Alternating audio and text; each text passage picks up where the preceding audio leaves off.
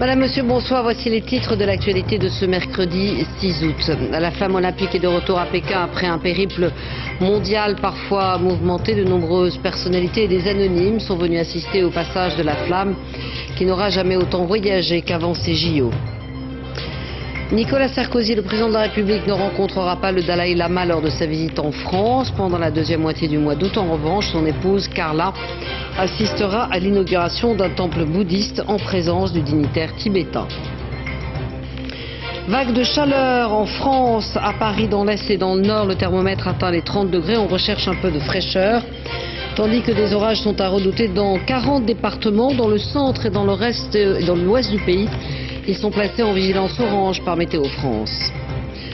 La solidarité autour des victimes de la tornade de Haumont continue de se manifester. Personnalités de la région, élus ou simples anonymes, tous envoient des dons aux sinistrés. La moitié des espèces de primates sont menacées selon une étude rendue publique hier par des scientifiques écossais. Ils sont victimes de la destruction de leur habitat, mais aussi des braconniers. La flamme olympique est enfin arrivée à Pékin à 2 jours de l'ouverture des Jeux. Le dernier relais sous haute surveillance a été acclamé par des milliers de Chinois. L'événement a débuté sur la place Tian'anmen. Quelques manifestants pourtant ont pu déjouer l'important dispositif de sécurité pour dérouler une banderole. Sur place, Pascal Golomer et Sylvain Giaume. Ils sont descendus dans la rue par milliers pour l'accueillir, la voir de près pendant quelques secondes. Une foule soigneusement encadrée. Mais lorsque la flamme olympique apparaît enfin, c'est une joyeuse bousculade. Les Pékinois acclament les porteurs de la torche, héros d'un jour. Mais ils crient surtout leur soutien à la nation, leur fierté d'être chinois. Depuis 3 mois, il en est ainsi tout le long du parcours, à travers le pays. C'est un parcours en Chine avec des porteurs chinois, donc en tant que Chinois, on communie avec eux. Organiser les Jeux, c'est une chance unique. C'est quelque chose qu'on voit une seule fois dans sa vie. Et je ne voulais vraiment pas manquer ça. À l'écart du parcours, près du stade olympique, c'est un tout autre message politique qu'on a pu lire pendant quelques minutes ce matin. Un monde, un rêve, un Tibet libre. 4 manifestants, 2 Américains et 2 Britanniques, ont déployé 2 banderoles et un drapeau tibétain.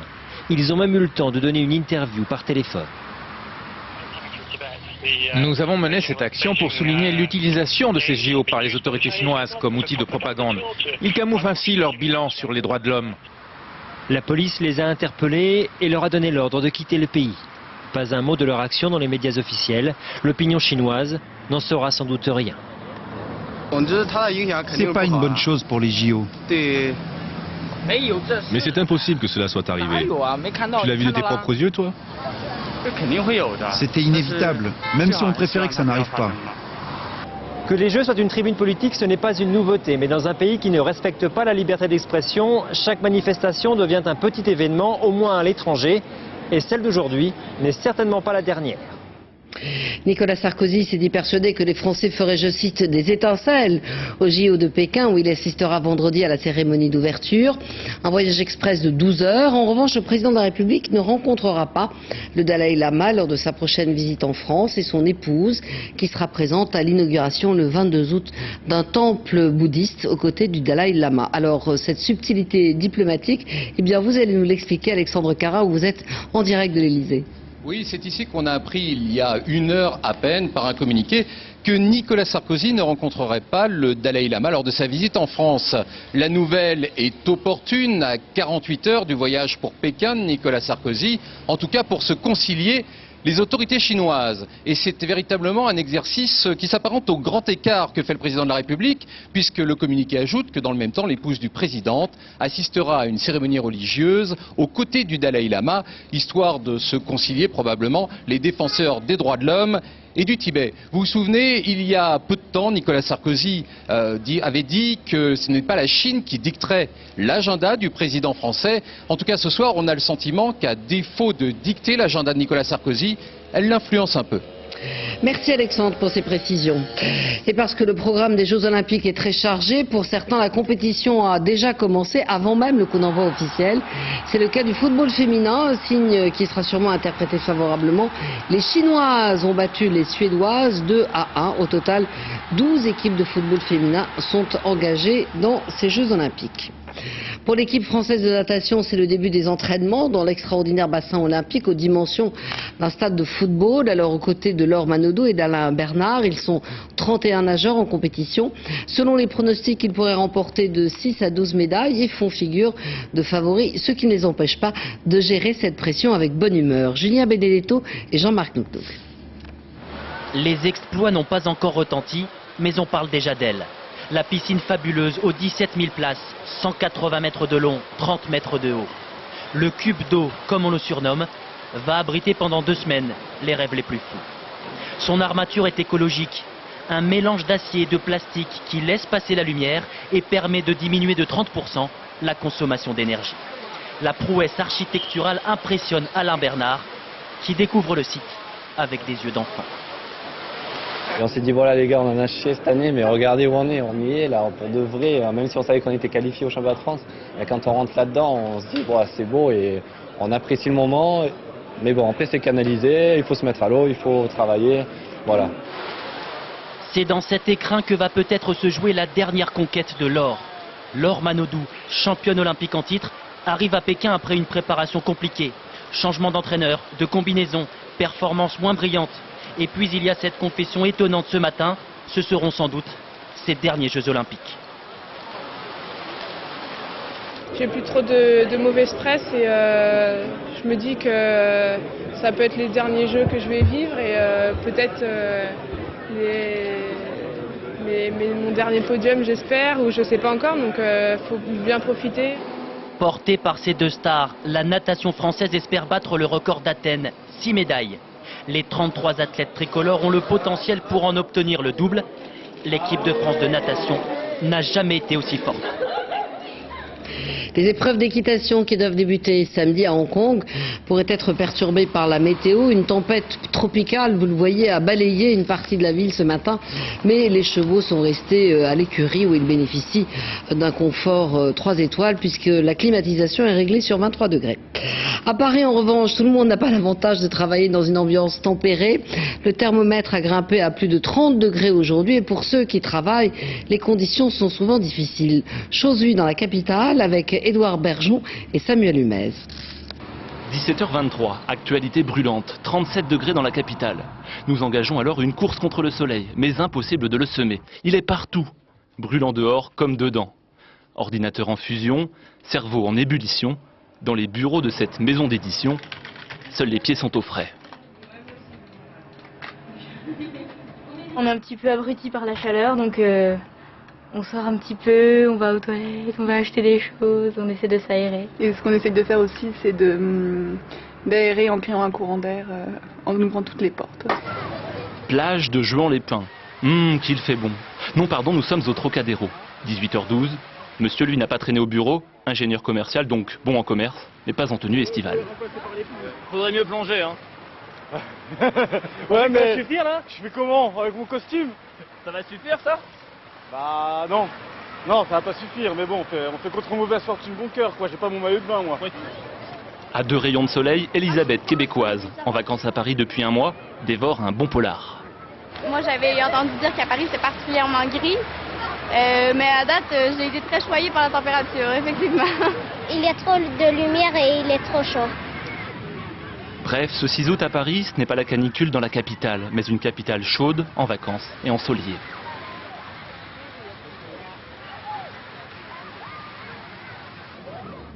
Et sur les plages de Normandie, mais aussi dans l'est du pays, on doit faire face à ce coup de chaleur soudain. Pour ceux qui ont l'occasion de se baigner, on vient de le voir, c'est évidemment bienvenu. Et pour les autres, il faut s'hydrater et rester à l'ombre. Mallory Aoun. Martin, allez viens, je vais tartiner. Ça tartine et les pots de crème se vident. Mais diable, combien fait-il sur la plage de Ouistreham? C'est très chaud. Donc c'est combien? Environ, je sais pas, 19, 20, quelque chose par là. 27. Oh non. Oh si, 27 degrés à midi sur la côte fleurie. Quant à l'eau de la Manche... Très bonne. Ma mamie m'a dit qu'elle était en 29. Plutôt 19. Bien assez pour ces plaisanciers normands qui n'ont pas boudé leur plaisir en cette journée, la plus chaude de leur été. Certains en ont profité pour transpirer, les autres... La plage, la plage, la plage et la piscine. Pas de plage, même programme, à 500 km de là, dans l'est de la France. Bronzage, baignade... Eh ben c'est la farniente aujourd'hui. Tant qu'à faire, on se repose. Et puis moi, j'ai plus l'âge des jeunes. Hein. La pelouse remplace le sable, le lac de Madine, les vagues. Sous 28 degrés, que demander de plus? C'est agréable quand il fait bon. En Lorraine, c'est bien. Pas besoin d'aller très loin.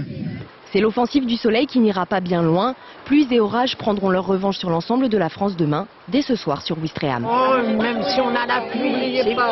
Les belles fleurs, ça s'arrose.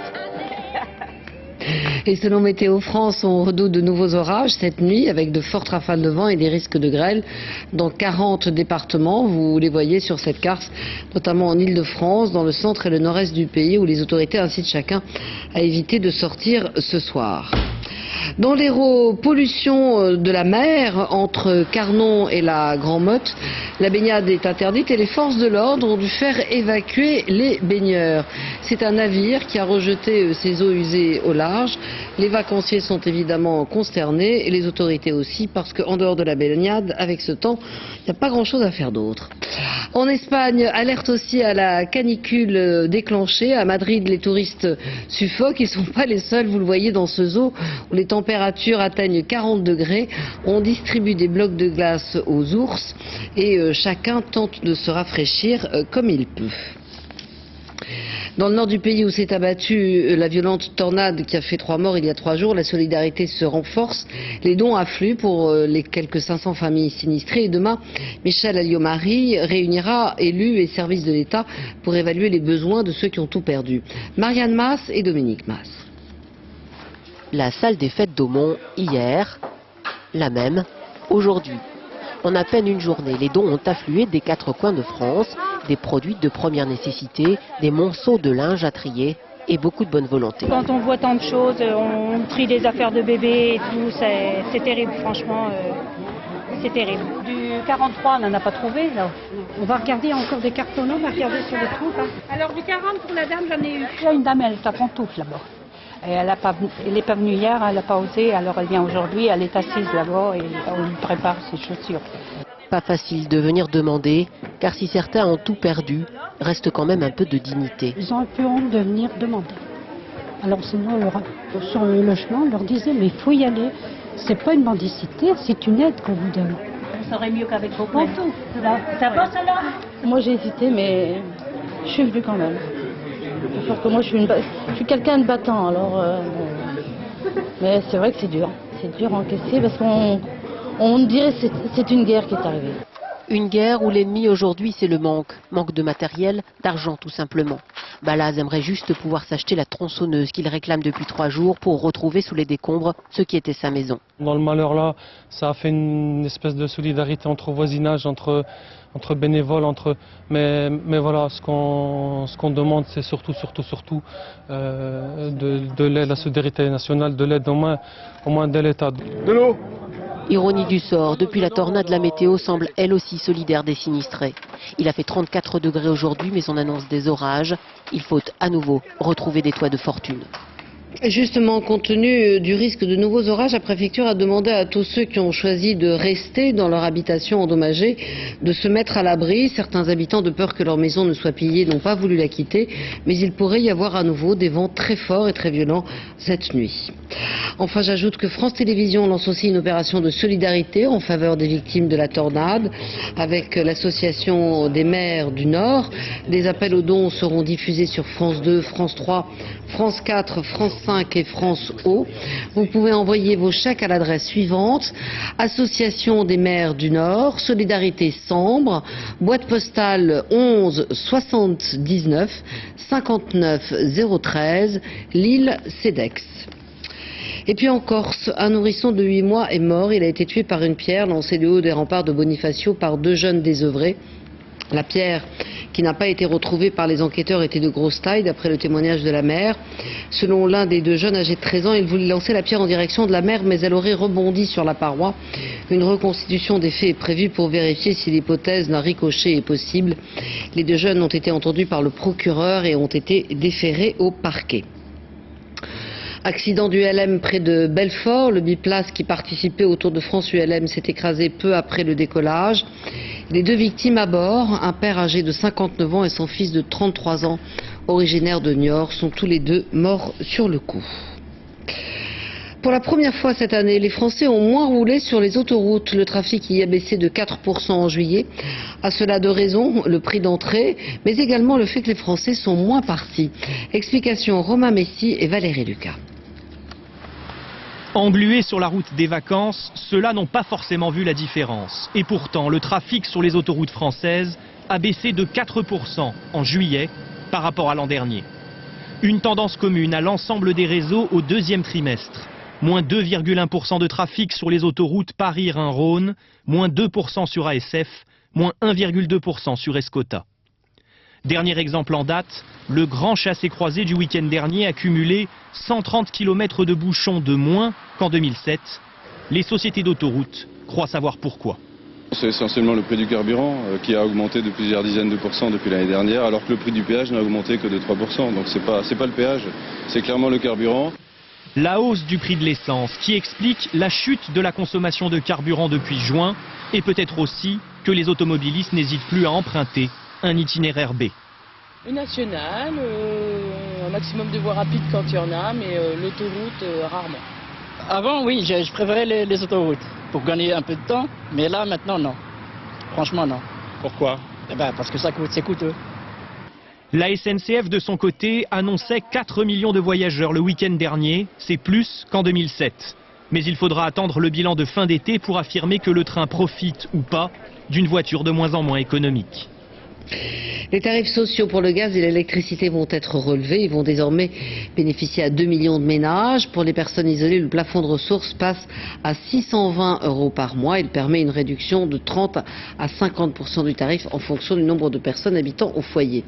Et pour les ménages qui ne bénéficient pas d'aide particulière, le gouvernement s'engage à ce que l'électricité n'augmente pas de plus de 2%. Et pour le gaz, l'augmentation ne dépassera pas 5%. Et puis les Français qui occupent un emploi travaillent en moyenne 41 heures par semaine. C'est ce que révèle une étude de l'INSEE. Par catégorie, ce sont les agriculteurs qui travaillent le plus, presque 59 heures, suivis par les artisans, commerçants et chefs d'entreprise, 55 heures, les cadres, 44 heures. Détail avec Juliette Guérin et Éric Delagneau. Contrairement aux idées reçues, les Français travaillent beaucoup, bien plus que les 35 heures légales. Selon l'enquête annuelle de l'INSEE, en 2007, en moyenne, 41 heures à temps complet.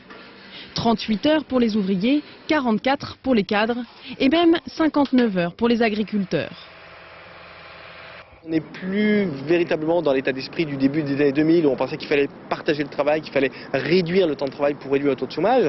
Cette période-là est finie. Et puis vous avez beaucoup de gens qui ont des problèmes de pouvoir d'achat. Et quand vous avez des problèmes de pouvoir d'achat, eh bien vous êtes par exemple incité à faire des heures supplémentaires pour pouvoir boucler votre budget en fin de mois. Malgré tout, beaucoup de Français ne travaillent pas autant qu'ils le voudraient. L'an dernier, 17% d'entre eux étaient à temps partiel. Un temps partiel subi dans un cas sur 3. 2007 est également marqué par une légère augmentation de l'intérim, des stages, des CDD et autres contrats aidés. Ils représentent 12% de l'emploi, soit un point de plus qu'il y a 4 ans. Enfin, les années passent et les inégalités hommes-femmes persistent. L'an dernier, 7,4% des hommes étaient au chômage, contre 8,5% des femmes. Des femmes qui sont pourtant globalement plus diplômées. Et c'est sans doute cette extrême compétitivité au travail qui fait de la France un pays qui attire beaucoup d'investissements étrangers. La France se situe à la 3e place après les États-Unis et le Royaume-Uni. Ouvriers compétitifs, infrastructures développées et art de vivre.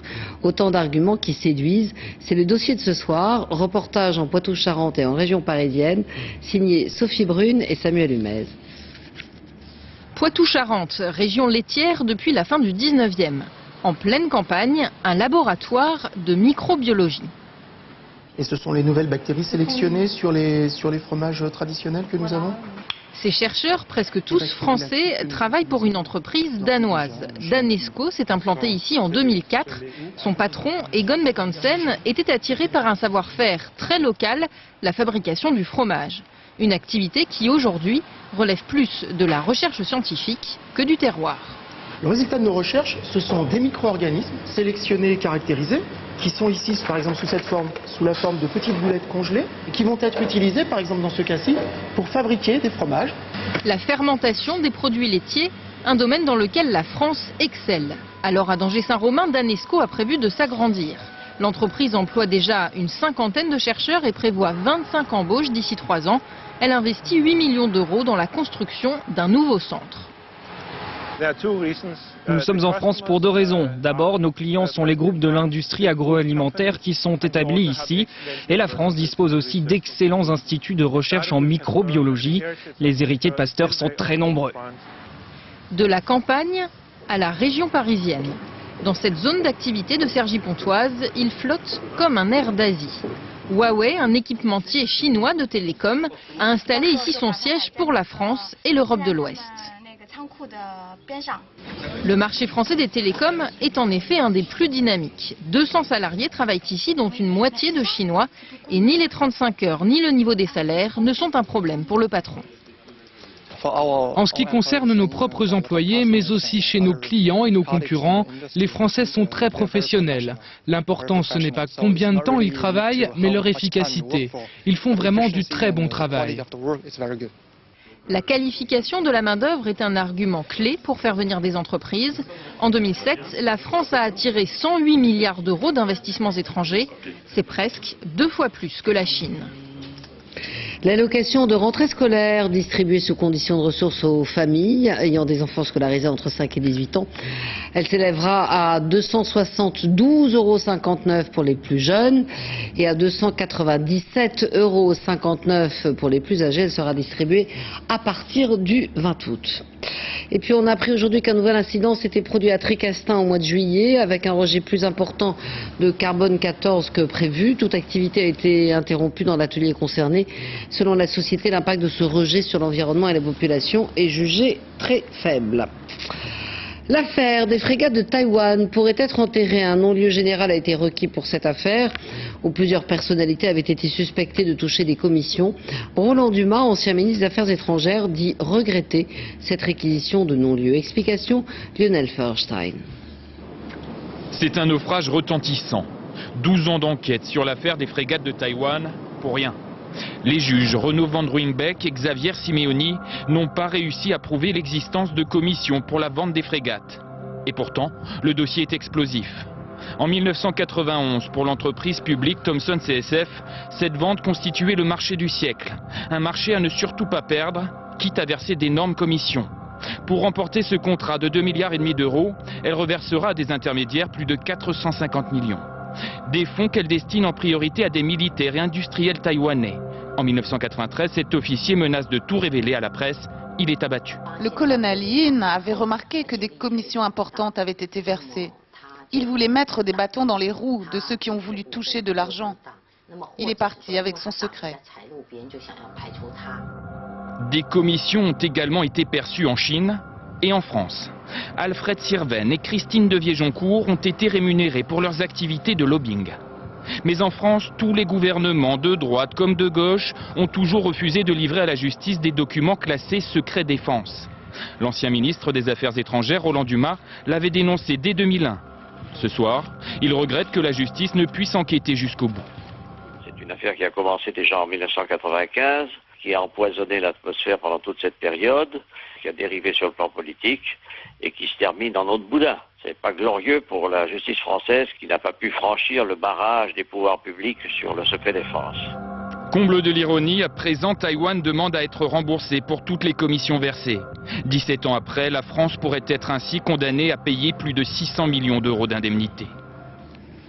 Les obsèques d'Alexandre Solzhenitsyn ont été célébrées ce matin. Le président Medvedev a assisté à la cérémonie très solennelle où l'armée lui a rendu les derniers hommages.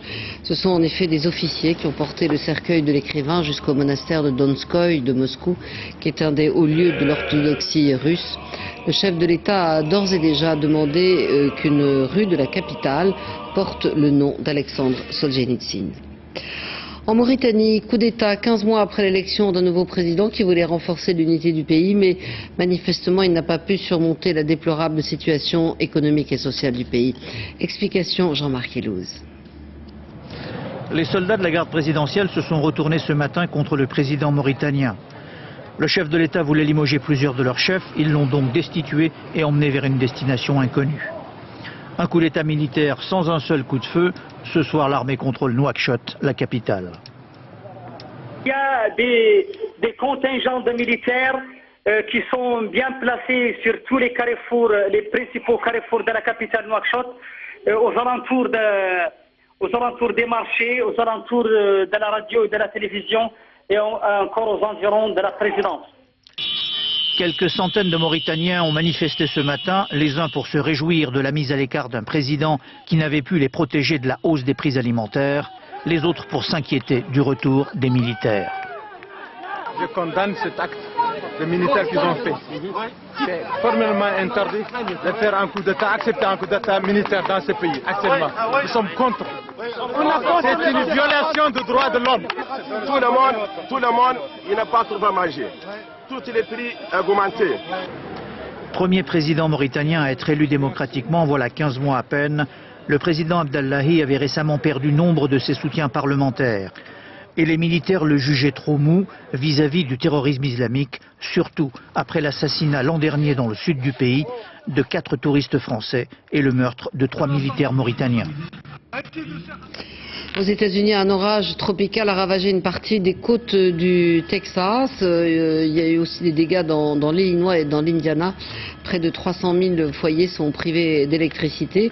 Des vents en rafales violents sont attendus aussi en Pennsylvanie, en West Virginie et aussi près de Washington où les habitants déjà évidemment se préparent. Beaucoup plus à l'est, nous irons y escalader la dune du Pilat au sud du bassin d'Arcachon, paysage grandiose, mais qu'il faut mériter 107 mètres de dénivellation, qu'il faut attaquer dans une ambiance parfois saharienne. David Bazier et Bernard Bonarme l'ont fait. Malgré les 31 degrés Celsius, la dune du Pilat attire son flot de vacanciers, fidèle à sa réputation de site le plus visité d'Aquitaine, 105 mètres d'ascension, à convertir bien sûr en marche d'escalier. Bonjour madame, vous avez compté les marches? Moi, 160. 160? Ouais, à peu près je pense. Hein. Vous les avez sentis, les 160 marches? Oui, dans les genoux.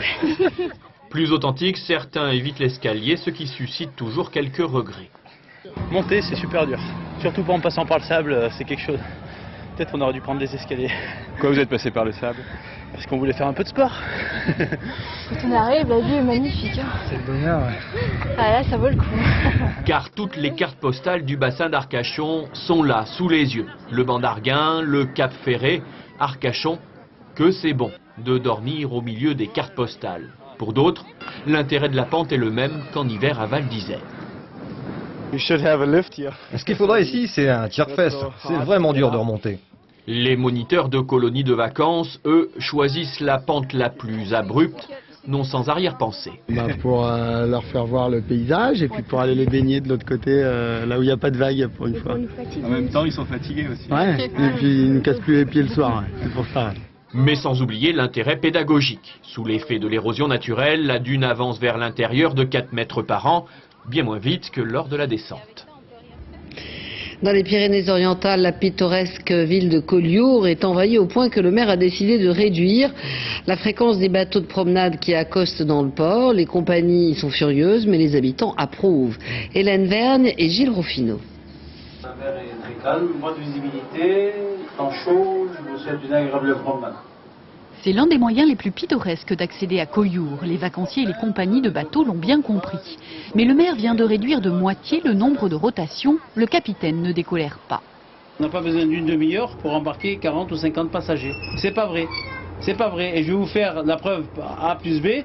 On va embarquer des passagers. Vous allez compter le nombre de minutes qu'on met pour embarquer des passagers. Les vacanciers, une centaine, parfois disposaient de 15 minutes pour descendre et monter. Depuis un mois, c'est 30 minutes d'arrêt pour des raisons de sécurité. À un moment donné, ça devenait une course entre bateaux pour pouvoir toucher dans les 15 minutes. Et au-delà de ça, quelques accrochages entre compagnies. Donc nous voulons que les gens qui viennent à Collioure gardent une image extraordinaire de Collioure et pas une image de foule et une image de stress. Les armateurs estiment qu'ils vont perdre 30% de clientèle et s'efforcent d'associer les commerçants à ce manque à gagner. On est un site touristique, il faut accueillir du monde et il y a des moments, il y en a tellement parce qu'on ne sait pas gérer autrement et on les empêche de rentrer. Donc moi, je sais pas, il y a un problème là. Il y a moins de monde qui achète. Maintenant, je ne peux pas dire que ce soit seulement lié à ce manque de bateaux qui rentrent dans la baie. La baisse était malheureusement déjà constatée sur les mois précédents. Les compagnies de navigation réclament aujourd'hui des rotations toutes les 20 minutes. Dans le cas contraire, elles menacent de lancer une bataille navale en bloquant le port pour les fêtes de la mi-août. Selon une étude scientifique écossaise, la moitié des espèces de primates sont aujourd'hui menacées. C'est ce qui vient d'être publié. Les singes sont victimes de la destruction de leur habitat, mais aussi des braconniers. Les explications de Sophie Mézel et Yann Moine. Au moins celui-ci est presque sauvé d'affaire, le tamarin lion doré, un petit singe du Brésil. Il était en voie d'extinction il y a 30 ans. Des efforts pour sa conservation lui ont donné une seconde chance. 200 individus à l'époque, 1 millier aujourd'hui. Une exception qui confirme la règle. On sait déjà que les grands singes, chimpanzés, bonobos, gorilles et orang-outans, dont le patrimoine génétique est si proche de celui de l'homme, sont menacés de disparition. Mais aujourd'hui, une étude va plus loin. Elle montre que sur 634 espèces étudiées, la moitié est menacée de disparition. C'est l'Asie qui paye le plus lourd tribut. 71% des espèces y sont menacées. C'est aussi le cas pour 43% à Madagascar, 37% en Afrique et 40% en Amérique du Sud. Menacés, les antelles, singes laineux, gibbons, lémuriens ou autres tamarins. En cause, la disparition de leur habitat. Des forêts brûlées, surexploitées ou qui laissent place aux cultures. En cause également la chasse. Auparavant, ils étaient recherchés essentiellement pour viande de brousse, donc on pouvait éventuellement comprendre la chasse, puisque c'était à des fins de nourrir des familles, etc. Aujourd'hui, c'est vraiment plus comme trophée de chasse qu'ils sont recherchés. Les zoos, décriés jadis, deviennent aujourd'hui des sanctuaires où les espèces protégées se reproduisent. Tamou, orang-outan de 3 ans, ne connaît de la brousse que ce tronc installé dans sa cage du jardin des plantes, mais au moins, il est vivant. Après le piratage des disques, ce sont les films qui sont illégalement téléchargés sur Internet. Il y aurait 450 000 téléchargements par jour. Et devinez quel est le film le plus piraté? Eh bien, cette année, c'est Bienvenue chez les Ch'tis. Explication de ce phénomène avec Jean-François Fierret et Samuel Humez. Un clic plutôt qu'un ticket de cinéma. Jamais les Français n'ont téléchargé autant de films, illégalement. 62 millions de longs métrages piratés sur le net depuis le début de l'année, à chacun sa raison. Parce que je doute de la qualité du film ou de l'intérêt que j'ai pour lui, et donc je me dis ça sert à rien que je paye une place si je vais être déçu au final. Donc je le télécharge. Ça me plaît de voir les films un peu avant, pour voir si ça me plaît ou pas. Puis après je vais les voir au cinéma. Les Ch'tis ont connu un succès renversant en salle, idem sur Internet. 682 000 téléchargements illégaux pour la comédie de Danny Boone ces 6 derniers mois, suivent Persepolis et La Môme. Mais les champions toutes catégories sont les films d'action américains, parce qu'ils s'adressent avant tout à un public jeune et masculin, le profil type du pirate. Transformers, plus de 3,5 millions de téléchargements, presque 2 fois son nombre d'entrées en salle. Next et American Gangster n'échappent pas, eux non plus, à l'abordage. Paradoxe, les cinémas continuent d'afficher une fréquentation satisfaisante. Les spectateurs préfèrent la toile à un petit écran d'ordinateur. Moi j'aime le cinéma, le grand écran, l'ambiance particulière. On est content, on va voir un film, c'est super. Mais les pirates ont coulé le DVD. Leur vente chute, moins 20% en un an. Ratatouille par exemple, à Bulbouillon. Pour 1,5 million de DVD vendus, il y a 1,5 million de téléchargements illégaux de Ratatouille. À peine sorti, Wall-E, la dernière production Disney, est déjà sur le net. Tout comme le prochain Batman. Les pirates vont vite et toujours pas de super-héros à l'horizon. Le festival des Méditerranéennes à Leucate se termine aujourd'hui. Hier soir, autour de Charles Aznavour, un certain nombre de chanteurs se sont réunis pour rendre hommage à Charles Trenet sur des arrangements de Dominique Fillon, c'est le frère de François. 3 heures de musique qui ont enchanté le public. Abdel Mostefa et Frédéric Delarue étaient parmi eux.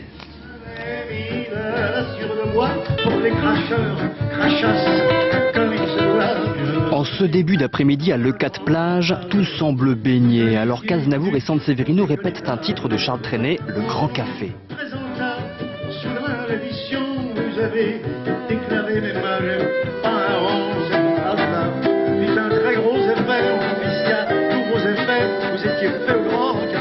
Le problème, c'est qu'un peu plus tard, à l'heure du thé et des interviews, il se passe des choses étranges. Ce qui est aussi vachement de travail, là on est dans un château hanté et c'est gavé de fantômes.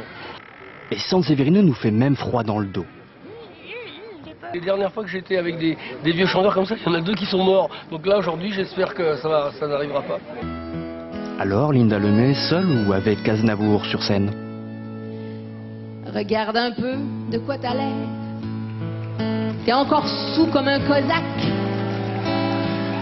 Moi j'ai tout mieux d'être amer, car entre nous, j'en ai ma claque. Elle n'est pas toute seule.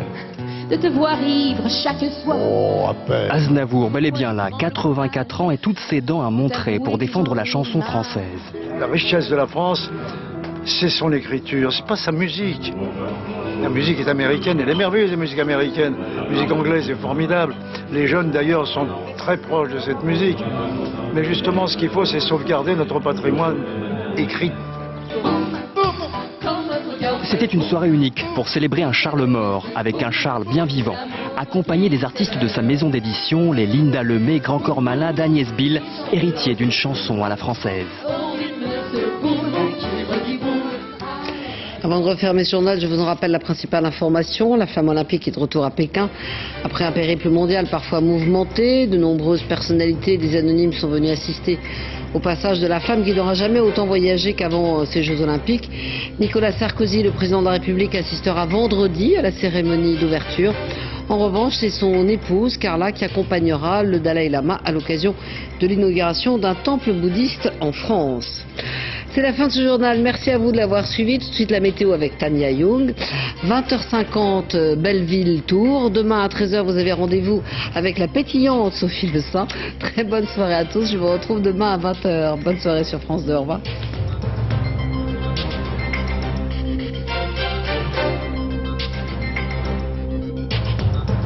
L'info en continu, c'est aussi sur France2.fr.